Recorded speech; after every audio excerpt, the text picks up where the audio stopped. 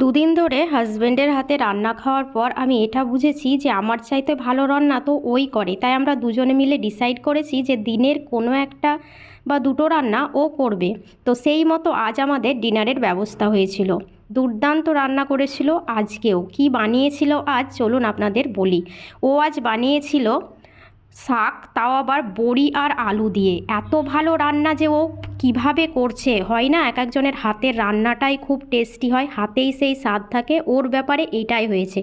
দুর্দান্ত স্বাদের এই শাক ও বানিয়েছে, প্রথমবার জীবনে প্রথমবার বানিয়েছে, তাতেও এত ভালো। আর ছিল খাবারের মধ্যে আলু দিয়ে পটল ভাজা।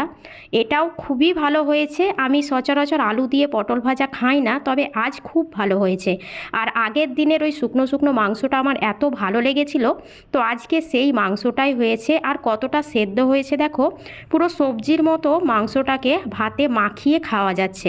তোমরা কে কে এরকম নরম মাংস খেতে ভালোবাসো কমেন্টে লেখো।